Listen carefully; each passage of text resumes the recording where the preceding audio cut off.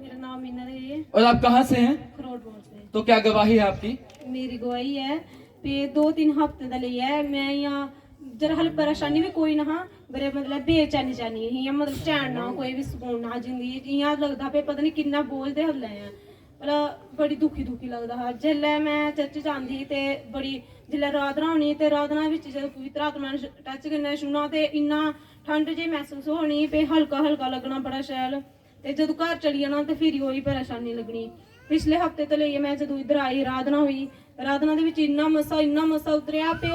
इन्ना मैं सोचा पे पता नहीं किन्ने बोझ दे थल्ले जां किन्ना भार हा जेदे कोल मैं हल्की होई भला जुलै आराधना हो रही हां जी तो तुही सुनाया कि पवित्र आत्मा थोड़े बुतरना शुरू हुआ हां जी थोड़ा अपने बॉडी कोई कंट्रोल नहीं दिया तो ही नचा रहे गा रहे परमेश्वर की आराधना ताड़ियां करना तो ही आराधना करा रहे तो ही बताया कि तोड़ा अपने शरीर पर कोई भी उदा कंट्रोल नहीं हा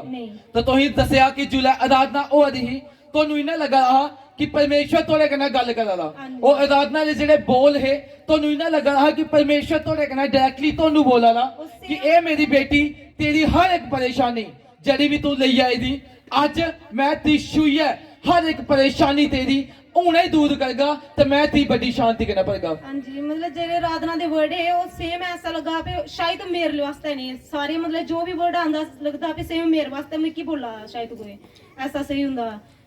मतलब उसी आराधना ही करिए सुनिए इन्ना रोना आंदा इन्ना अपने आप ऊपर कंट्रोल ना कोई हुंदा पे इन्ना रोना फिर रोने के वास्ते ये भी समझना आंदी तो ही सुनाया पे जुलै ब्रदर आराधना करा रहे तो ही अपने बॉडी में कोई कंट्रोल ना तो ही रोआ रहे लेकिन तो पता नहीं है तो ही रोआ रहे गए हो लेकिन तो ही सुनाया कि वो रोने के जरिए वो सारी टेंशन जड़ी थोड़ी बाहर आ रही क्योंकि एक हफ्ता यहाँ जो है तो ही परेशानी चाहे दुखी है परेशान हो चुके रहे लेकिन जिन्ना तो ही आराधना ही सुनया तो ही सुनाया कि एक अद्भुत मसा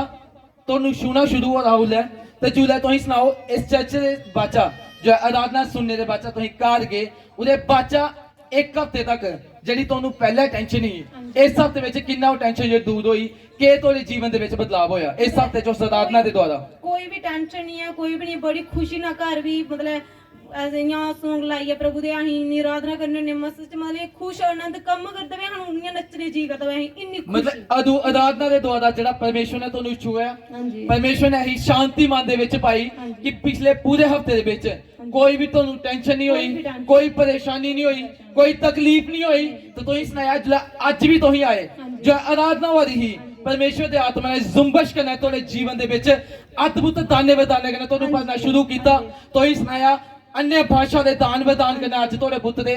नामे वर्ड्स तोनू मिले आराधना विच परमेश्वर आत्मा ने जुम्बश करना तोड़े बकारे किया तो ही झूम रहे नचा रहे तो बड़ी गवाहियां करना आज तो ही खड़े हो सबसे जोरदार तालियों के साथ जोरदार विश्वास करें आज आप देख रहे हैं किस प्रकार आराधना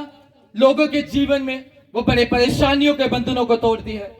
अगर आपका भी विश्वास उस जीवित परमेश्वर पे है अगर आप इस सच्चे मन के साथ उसकी आराधना को आप कर रहे हैं मैं कह रहा हूं आप भी बड़ी गवाहियों को लेके जाएंगे। हालेलुया। याद रखें अगर आप आराधना कर रहे हैं तो आप बाकी विश्वासियों से अलग हैं क्योंकि याद रखें जो चर्च में आता है वो नॉर्मल विश्वासी है लेकिन जब आप आराधना कर रहे हैं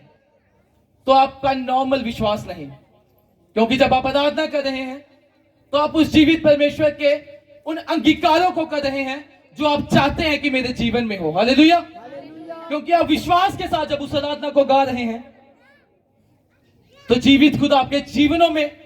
उस हर एक घटी को उसी समय पूरा करने में वो जुट जाता है। वो बोलता है कि मेरा बेटा मेरी बेटी जो भी तू चाहता है जो तू आराधना में बोल रहा है मैं उसी समय तुझे देने के लिए तैयार हूं। हालेलुया। इसलिए याद रखें कभी भी आराधना को मिस ना करें क्योंकि जैसे हमने पहले ही आपको बताया कि आराधना एक ऐसा हथियार है जो किसी भी चट्टान को तोड़ने की बड़ी सामर्थ्य रखता है। जैसे लोहार एक लोहे को तपाता है उसके बाद जब वो हथौड़ा लगाता है तो वो उस लोहे को एक अच्छी शेप दे पाता है। वैसे ही आराधना वो आग है जो आपको तपा रही है और उसके बाद जब परमेश्वर के दास आएंगे वो जब ले हैंड करेंगे या जब वो वचनों को देंगे तो वो एक बड़ा हथौड़ा होगा और हर एक बीमारी हर एक दुख हर एक परेशानी आपके उस हथौड़े के द्वारा उसी सेकंड में जाएगी। हालेलुया, क्योंकि आप पहले ही तप चुके हैं उस आराधना के द्वारा। हालेलुया, इसलिए आराधना को नॉर्मल ना जाने,